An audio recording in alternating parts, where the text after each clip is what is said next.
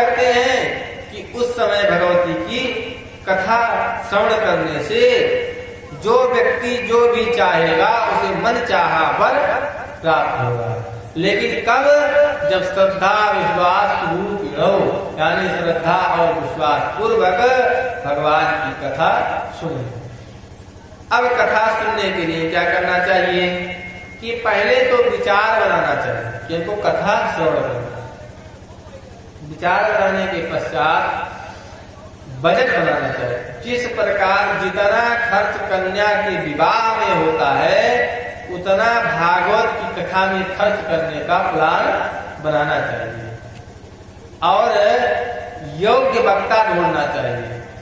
ऐसे ही किसी को बुला करके कथा नहीं सुन लेनी चाहिए। योग्य वक्ता हो और योग्य श्रोता हो।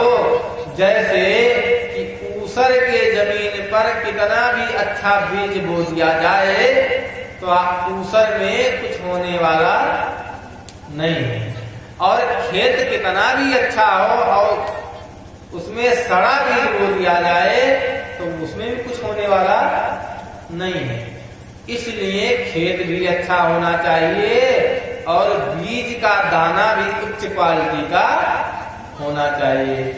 अब जो वक्ता हो ज्ञानी होना चाहिए, यानी पढ़ा लिखा विद्वान हो, अनेक प्रकार की कथाओं का ज्ञान रखता हो, शास्त्र कहीं किसी गुरु के शरण में रह करके अध्ययन किया हो, और इतना ही नहीं विनम्रता होनी चाहिए उसके अंदर, अवगुण ना हो, क्रोधी ना हो, लोलुप ना हो, कामी ना हो, ये सब गुण होना चाहिए।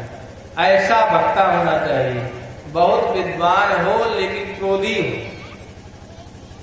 बहुत विद्वान हो और क्रोधी हो, ऐसा वक्ता भी योग्य नहीं त्याज्य। अब जजमान जी से कुछ त्रुटि हो जाए और क्रोध करके वो उनके ऊपर बरस पड़े तो महाराज जजमान का मन अगर खिन्न हो गया वक्ता से तो श्रद्धा नहीं रहेगी, और जब गुरु के प्रति श्रद्धा ना हो तो सारा कर्म व्यर्थ हो जाए। इसलिए जो है विनम्र होना चाहिए, ज्ञानी होना चाहिए, दृष्टांत कुशलो धीरो वक्ता, कहते हैं दृष्टांत कुशल हो। उसके पश्चात जो है फिर श्रोता भी ऐसे हो। उसके पश्चात क्या करे कि पूरा एकदम विधि विधान से जब डेट रखते अपने सगे संबंधियों को, बंधु बांधवों को निमंत्रण भेजे।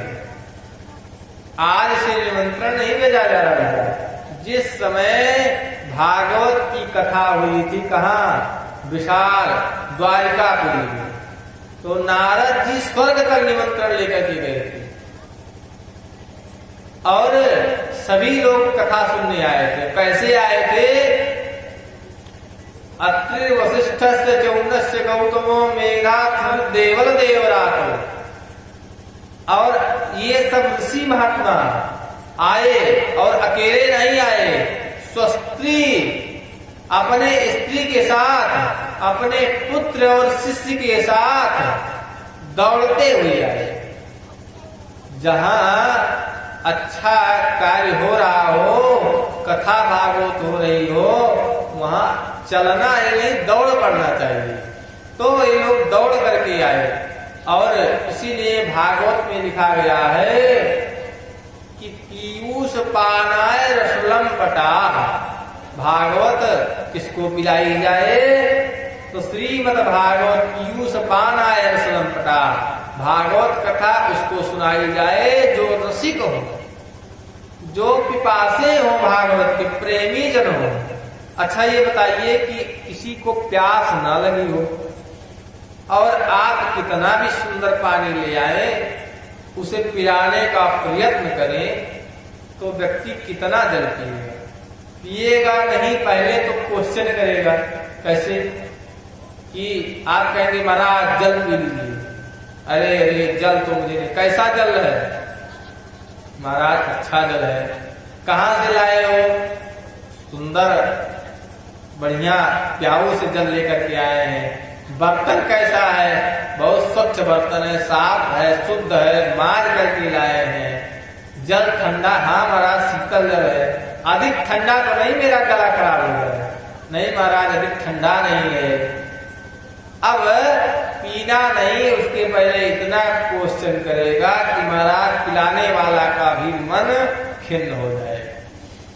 और अगर प्यासा व्यक्ति हो, प्यास से तड़प रहा हो और जल मिल जाए, कहीं रेगिस्तान में किसी को जल लेकर आप पहुंच जाए, पूछेगा कैसा जल है, कहाँ से लाए हो, पूछेगा? नहीं पूछेगा। यही गर्मी में कोई बहुत प्यासा हो, उसे जल लेकर के जाइए, पहले पी लेगा, उसके बाद फिर पूछेगा। तो इसलिए कहा गया कि पहले तो इसे पिलाइए जो रसिक वृंद है, जो भागवत के प्रेमी हैं, उनको पिलाइए। तो ऐसे श्रोता सबको बुलाया जाए, उसके बाद मंडप का निर्माण किया जाए, वेदियों का निर्माण किया जाए, और कथा श्रवण होने से पहले सारी व्यवस्था करके पर प्रसाद, सगे संबंधी, बंधु बांधव सबको बुला लीजिए। 3 ब्राह्मण, 5 ब्राह्मण, 7 ब्राह्मण को वर्ण कर लीजिए, जिससे पाठ पूजा में किसी प्रकार की विघ्न बाधा न आए। इसके पश्चात अब मंडप सुंदर बना करके बढ़िया कथा जो है प्रारंभ किया जाए। व्यास पूजन करके, भागवत पूजन करके, श्रद्धा पूर्वक बैठ करके और मन लगा करके सावधानतयः शृणु, कहते सावधान पूर्वक कथा श्रवण करना चाहिए। और श्रवण ही नहीं करना चाहिए, श्रवण के बाद उस कथा का चिंतन करना चाहिए, उस कथा पे मनन करना चाहिए। जो ऐसा करता है उसकी कथा सफल मानी। तो इसलिए कहते हैं कि श्रवणम कीर्तनम विष्णु, भगवान की कथा जब श्रवण कीजिए, उस कथा का श्रवण ही नहीं, उस कथा पर चिंतन कीजिए। जब कथा सुन करके जाइए तो सोचिए कि हमने जो कथा सुनी उसका अर्थ क्या है, उससे भगवान से कैसे जुड़ा जाए, उससे हमको लाभ कैसे होगा, हमारे जीवन में कथा कहाँ उतर रही है, हमको क्या शिक्षा मिली, ये सब अपने मन में सोचिए। कथा जब आप बिस्तर पे लेटिए तो जो कथा सुनकर जाइए उसको मन में दोहराइए, हमने कौन कौन सी कथा सुनी, उससे क्या अर्थ निकलता है, हमारे जीवन में कथा कहाँ काम आएगी, ये सब आप सोचिए। इसको कहते हैं चिंतन। और जब बार बार चिंतन करेंगे तो हो गया मनन। तब जब चिंतन मनन करेंगे, कथा को अपने जीवन में उतारेंगे, तब भगवती की कृपा होगी, भगवान की कृपा होगी, तब आपका जीवन सुखमय होगा। केवल सुन लेने से, इधर से सुनो भैया और इधर से सब निकल जाए, कोई मतलब नहीं है। इस कान से सुनिए, इस कान से निकलना नहीं चाहिए, हृदय में उसको बैठाइए और भगवान का चिंतन मनन करिए। इस प्रकार जो है कथा श्रवण का विधि बताया गया। अब कथा श्रवण करिए, कथा प्रेम पूर्वक सुनिए, सगे संबंधियों को प्रसाद इत्यादि ग्रहण कराइए, जो भी सेवा हो सके वो सेवा करिए। और जब कथा संपन्न हो जाए, हवन इत्यादि करा करके व्यास को यथोचित, इसमें तो स्वर्ण इत्यादि मुद्राएं लिखी है, यानी पारिश्रमिक जो हो सके वो दान करना चाहिए। अब ऐसा करिए कि दोनों प्रसन्न, श्रोता और वक्ता दोनों। व्यास का कर्तव्य है कि अपने श्रोता समुदाय को कथाओं से प्रसन्न करे। अच्छा, उसको सुनने में मजा आए, कथा नहीं सुनाना है, कथा भागवत की सुनाना जिसके लिए कल्याणकारी है। अब डॉक्टर के पास जाइए, कहिए भैया मिठी वाली गोली दे दो, मीठी मीठी दवा खा के आपका रोग थोड़ी ना दूर होगा। रोग तो कड़वी दवा खाने से होता है, सुई न लगाना पड़े। लेकिन जब गंभीर रोग हो जाता तो डॉक्टर 4 सुई पूछता है हमारा, तो जैसी मर्ज होगी वैसी दवा खानी पड़ेगी।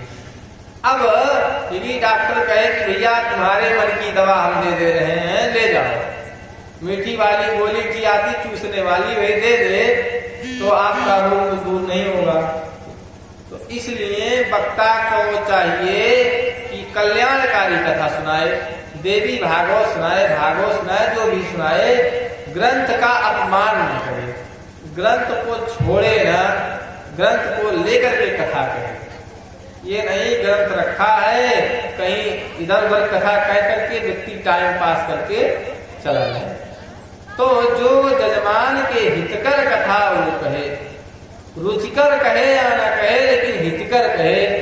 अब जजमान जब कथा सुन ले तो वो यथोचित जैसे ब्राह्मण प्रसन्न हो उस प्रकार से उसको द्रव्य दक्षिणा दे करके प्रसन्न करके अपने घर से विदा करे, भोज भंडारा करे, सगे संबंधियों को खिलाए। ये सब जो है भागवत कथा कहने और सुनने का नियम है। और नियम में बताया गया है जजमान और वक्ता को कि जितना हो सके उतना भगवान का चिंतन करे, अल्पग्राही रहे, ऐसा भोजन करे जो प्रमाद ना उत्पन्न करे। ऐसा नहीं खाना है कि कथा में बैठे तो भैया नींद आ रही है, और ऐसा भी नहीं रहना है कि कथा में बैठे तो भूख लगी है, ये सोचो कि भैया महाराज जल्दी बंद करते जाए, खाए, बड़ी जोर भूख लाग है। ऐसे कथा सुने न बैठो भैया, हाथ जोड़ के निवेदन है कि ये सोचो कि जल्दी महाराज बंद करे तो भूख लगी है, जाते कुछ खाते, खा करके आइए। कथा जिस प्रकार से सुखकर हो उस प्रकार से सुनना चाहिए। अब वर्जित क्या है? वर्जित है लहसुन प्याज मत खाइए जब तक कथा हो रही है, कुछ अभक्ष्य मत खाइए, और अभक्ष्य तो खाना ही नहीं चाहिए। कथा में रहिए तो लहसुन प्याज भी मत कर दीजिए, और आहार में शुद्धि लाइए। शयन हो सके तो जमीन पे करिए, नहीं जमीन है तो चौकी पे करिए। जजमान को तो चाहिए कि चारपाई पे ना सोए, न वक्ता को। जजमान अगर नीचे आसन बिछाकर सोए तो सबसे उत्तम है, अगर नीचे नहीं है तो तखत बिछा ले, उस पर सोए, शुद्ध साफ बिस्तर पर शुद्ध साफ भोजन करें, एक समय फलाहार करें, एक समय भोजन करें। नहीं हो सकता है दोनों समय भोजन करें, लेकिन शुद्ध और सात्विक भोजन करें, भगवान का पूजन करें, कथा श्रवण करें, भगवान की वेदी की परिक्रमा करें। ये सब कथा के नियम बताए गए हैं। अब इस प्रकार की नियम का पालन करते हुए, भगवान का सुमन करते हुए जो कथा का श्रवण करता है उसको विद्या, बल, धन, बुद्धि जो भी चाहिए वो सब कुछ मिलता है। ये सब तो आपको साधारण से पाठ में भी प्राप्त होता है। हनुमान चालीसा में लिखा गया कि बल बुद्धि विद्या देहु मोहि हरहु कलेश विकार। तो अब मान किससे रहे तो कहते श्री गुरु चरण सरोज रज। भगवान गुरुदेव जैसे कृपा करते हैं ऐसे हनुमान जी आप कृपा करिए। तो गुरुदेव जैसे करते हैं, तो गुरु से जैसे मांगा जाता है वैसे हनुमान जी से मांग रहे हैं।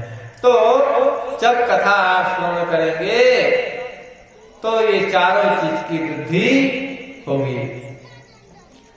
और कहते हैं कि स्नानम दानम जपश्चैवा नित्य वृद्धोपसेवनी।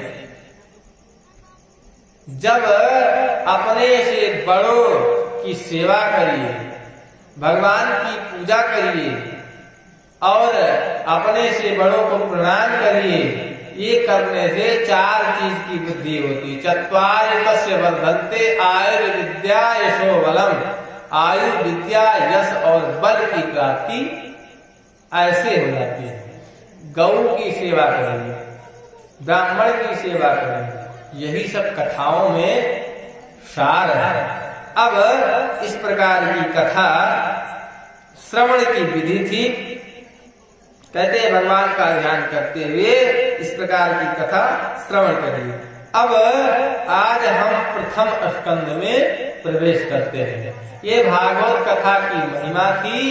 अब देवी भागवत के प्रथम स्कंद में हम सभी प्रवेश करते हैं और सूत जी महाराज अब भगवती दुर्गा का ध्यान करते हैं। आप लोग भी हाथ जोड़ करके दुर्गा जी का ध्यान करें।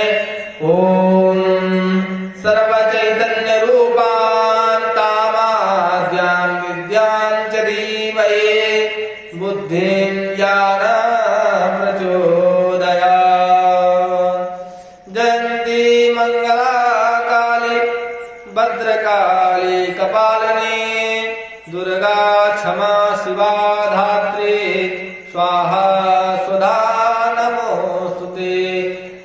अब इस प्रकार भगवती को प्रणाम करते हुए हम सभी लोग कथा में प्रवेश करते हैं। बोले जगत गंगा मैया की, श्री भागवत महापुराण की।